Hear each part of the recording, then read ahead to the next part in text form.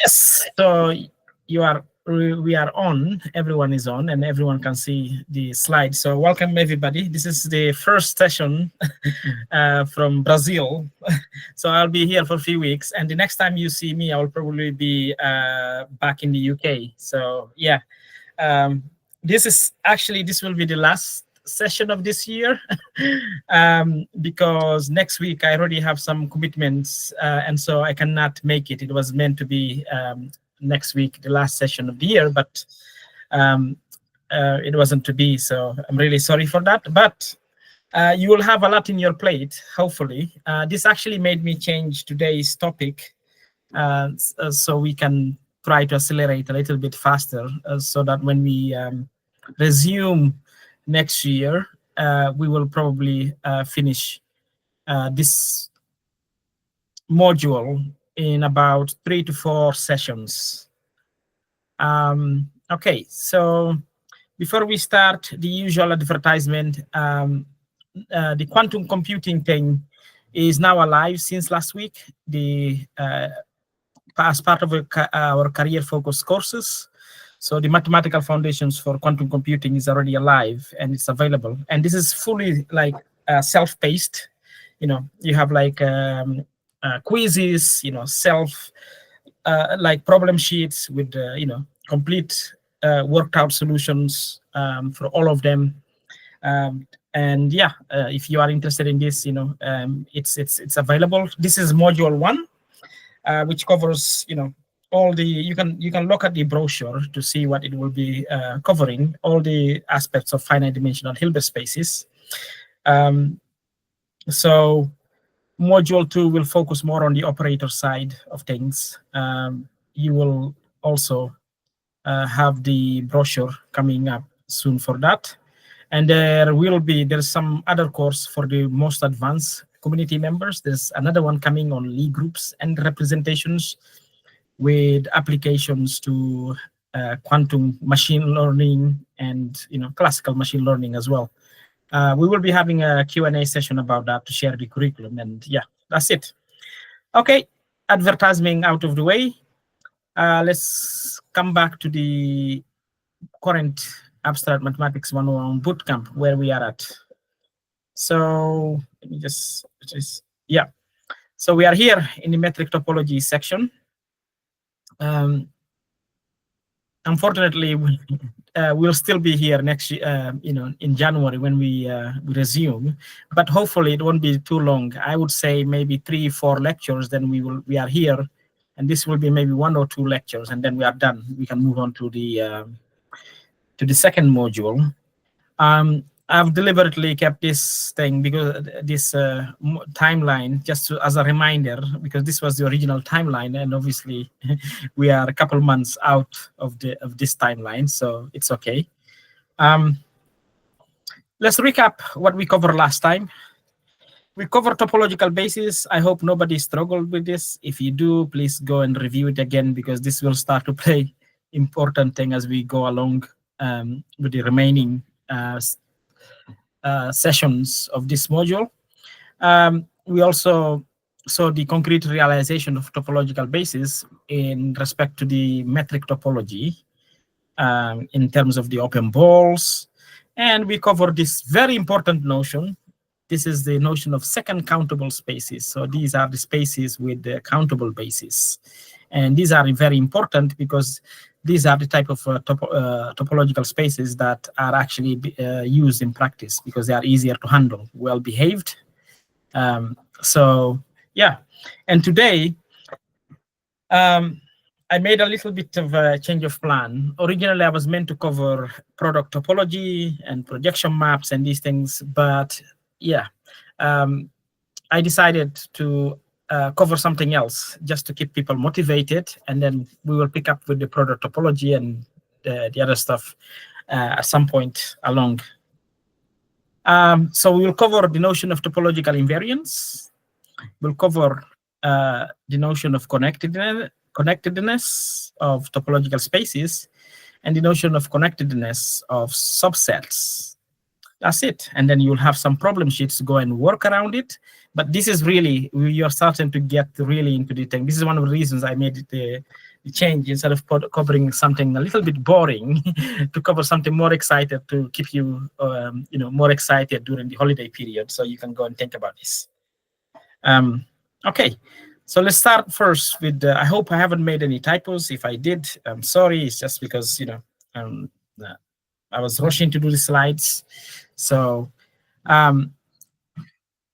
a property, so definition 101, 100, a property P of a topological space is said to be topological invariant or just topological property if whenever this space is homeomorphic to another topological space, it follows that that topological space also has that property. Okay, let me give an example here on another subject. In linear algebra, we are all used to the notion of dimension. Let's take the dimension of a finite dimensional vector spaces.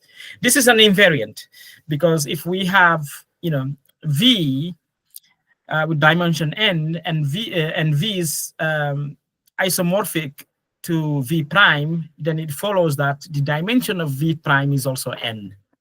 Okay, so just by looking at the dimensions, you can classify, basically you can tell that two spaces are isomorphic. You don't need to construct the isomorphisms. You don't need to prove it. Just by, if you can prove they have the same dimension, it follows that they have the same, they are isomorphic.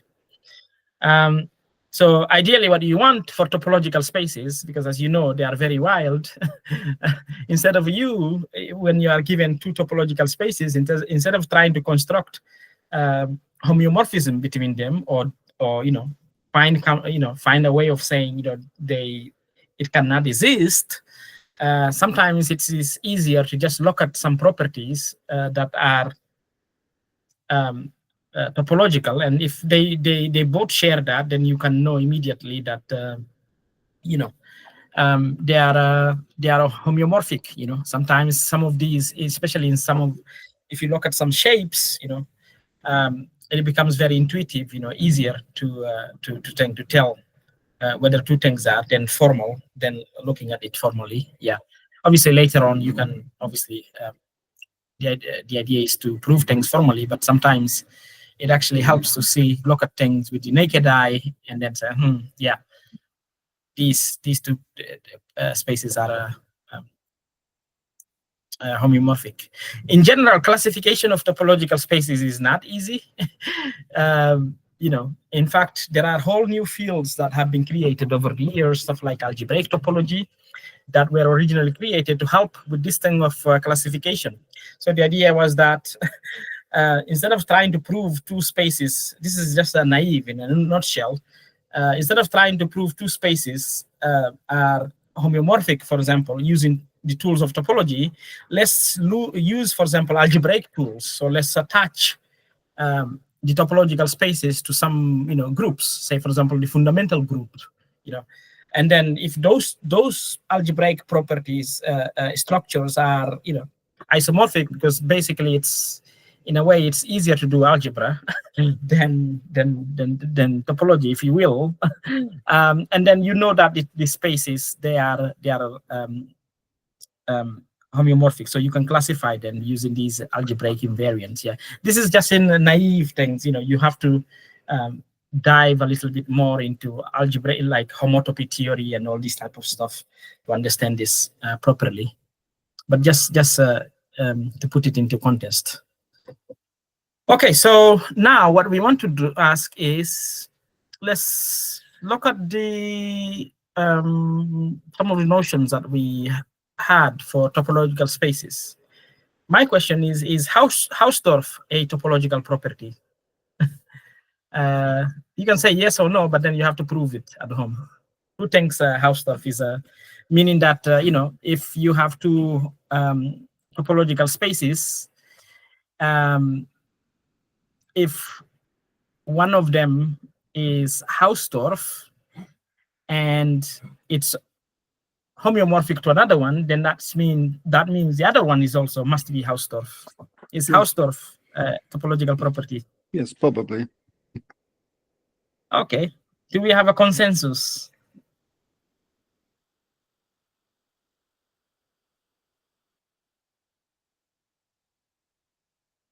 Well, I agree with that. yeah. Okay, so we have some more. Any other one? Anyone other guess who also agrees that Hausdorff is a topological property, Well, meaning actually, that in lecture 6, or you said that you proved proposition 1.3. oh, was You've it? already had that. Okay. Well, is there anyone on alive now who still struggle with this? Whether how important is this thing of the Hausdorffness? But it is indeed, it is a topological property, and you can prove this. And I believe you can use, some of the proof techniques that you learned. That's one of the reasons that we created this proof writing course. You could use, proof by contradiction, for example, this to try assume that, the other space is not Hausdorff and this one is, and then, and use other, but you can definitely, I claim that you have all the proof, the knowledge to prove that Hausdorff is a topological property. Okay, so this sets up to the next important notion, this thing of a space being connected. Okay. So when we have a topological space, we say that it is connected if it cannot be written as a union, okay, of two open sets in the topology that are disjoint and non-empty. Okay, I repeat, X, this topological space, is said to be connected if it cannot be written as a union of two open sets in the same topology, obviously, and the two open sets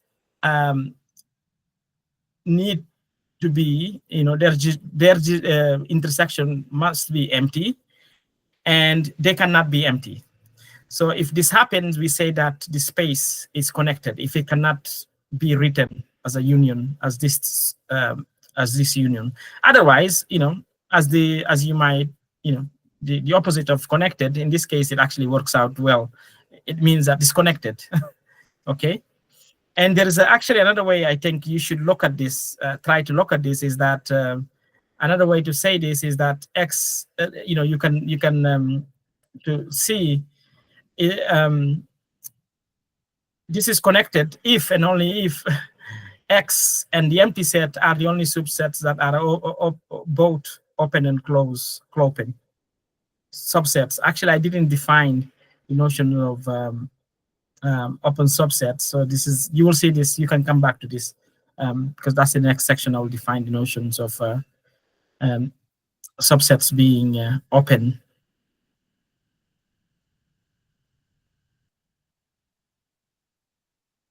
Sorry, I'm mistaking with the connected the thing. Yeah, but you can that's right. Yeah, this is right. Yeah.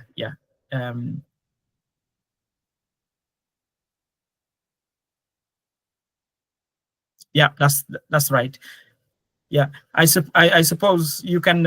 I claim you can actually see this. You can prove that if X is connected, then the base space and the empty sets are actually the only sets that are both open and closed. So they are cloping. Remember when we defined the notion of topology, we were talking about, these are not like a two opposing thing where, you can be either one thing or the other. There are some sets that are open, some that are open and both closed. Okay.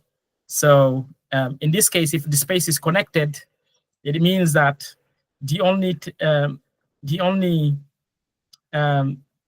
subsets that are both open, meaning that they are part of the topology, and closed, meaning that their complement is also in the topology, are these two. My other question is connectedness looking at this now, just naively, is connectedness a topological invariant?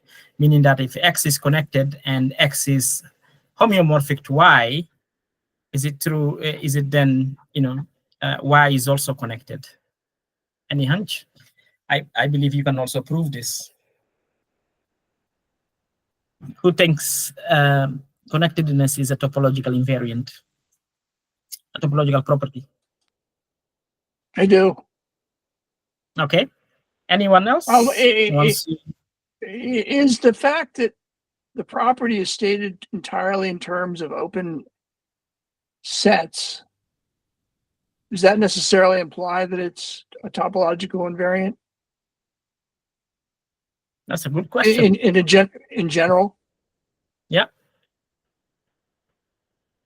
Well, that's not a proof, but yeah. Anyone else wants to throw?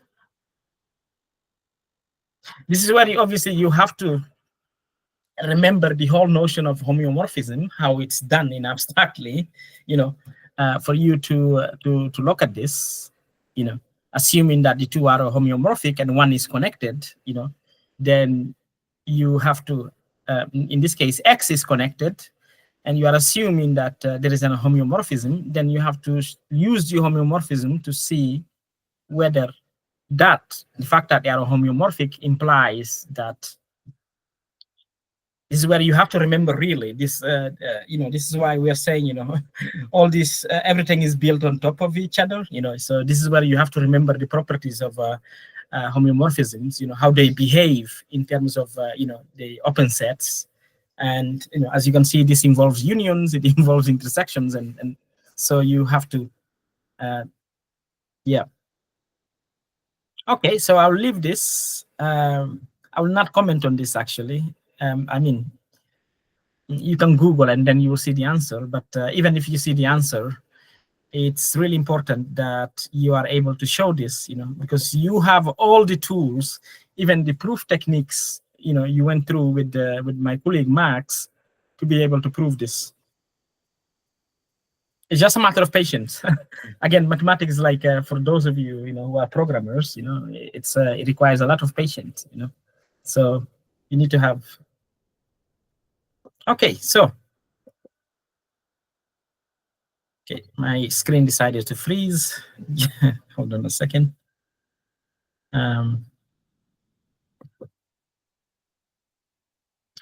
Okay, so I have some exercise here for you. I think this is, I hope I didn't make any typos. If that's the case, then, that's okay as well. It's good for me to make mistakes and you spot it. That means that, you are spot on. So this is like a very simple but important exercise for you to go and think about, I believe you are given all the information that you need to prove or disprove this. And this is not a yes or thing. You really not. I would like you to practice proving. Say for example, I'm saying in the first one, being connected implies X is Hausdorff. Yeah, then you have to prove that's not necessarily the case. If it's not true. If it's true, then yeah, just show that one imply the other. The other one, for example, prove that for all continuous functions from X to R, so X is an arbitrary topological space, whereas R is the reals with the standard topology. Okay, so the question here is the image of X is an interval. Yeah, just go and work through this thing. You also have another exercise here with the intervals. I could have made this more abstract, use AB, but I'm using this because these intervals are 0 to 1 are actually very, very interesting. So go and try to tackle this problem as well. Which of the following real line intervals equipped with the subsurface are connected? Yeah, all you have to do is to come and see the definition of connectedness, right? And the standard topology in R, which is the metric the Euclidean induced topology, right? And then you have this homework as well. I highly recommend you doing this. Whether the circle, sorry, the unit sphere is connected. And also these other things, whether R itself, together with standard topology, is connected. Is R2 also connected? Or in general, Rn? Yeah, try to go and think it. Even if you don't do all of them and these things, but just go and think about these things and try to use pen and paper and do some drawing and these things just to give you some intuition in lower dimensions, for you to be able to get this thing done. Okay, so now to the other important notion, which is the notion of connected subsets. Okay, so now we are given a topological space. We're not saying this topological space needs to necessarily be connected itself. It doesn't. This is an abstract definition. Nevertheless, we say that a subset in X is connected if the induced subspace topology, right, is connected. Okay, it's important to note that it is possible that the underlying topological space is connected, and yet there might be subspaces that don't are not connected. Okay, so take that, bear that in mind. And here's a proposition. One proposition that I think you can prove is that if X and Y are two topological spaces with their respective topologies T1 and T2, if X is connected, and F is a map going from X to Y, is a continuous one, then the image of the function is connected in Y. Question: does this give you a hint that connectedness is a topological invariant? Isn't this nice, this proposition? Remember, homeomorphisms also are continuous, right? But they happen to be special type of continuous maps. Are you now more convinced? Seems like that gets you halfway there. Yeah. So who is more convinced now that connectedness, after seeing this proposition, connectedness is a topological property? I'm more convinced. Okay. Anyone else?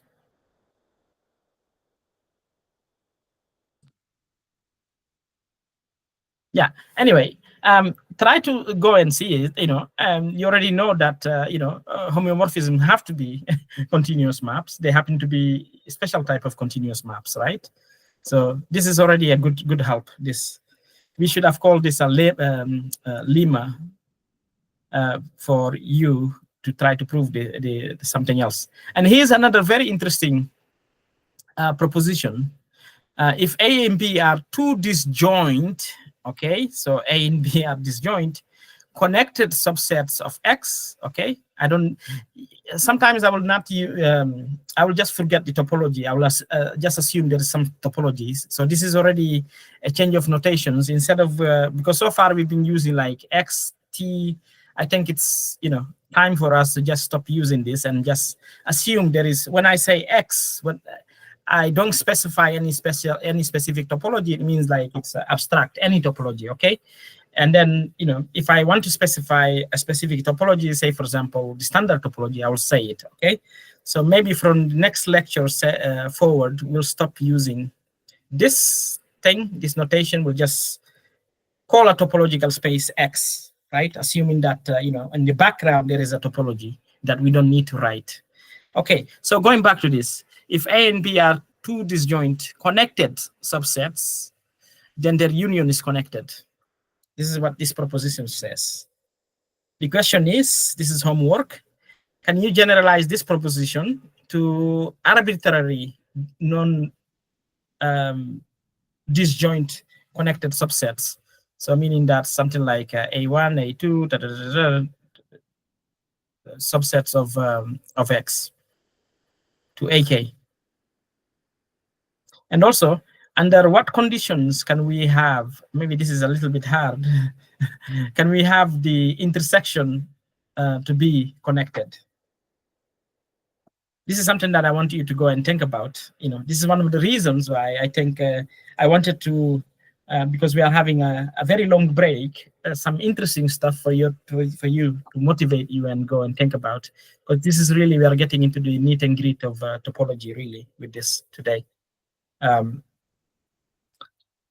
So yeah, so that's it. Congratulations for making it this far. And those on YouTube, I'll see you next year. I'll just stop recording and then maybe I will just, have a little conversation, because then I have to go because I have a Friday dinner somewhere. In Brazil, there's always a Friday dinner somewhere. So I do have to go, but everyone else, you are most welcome to stay. I will just stop recording for those on YouTube. I'll see you next year, and well done for making it this far. We are almost there. If I can find how to stop it, that's the thing.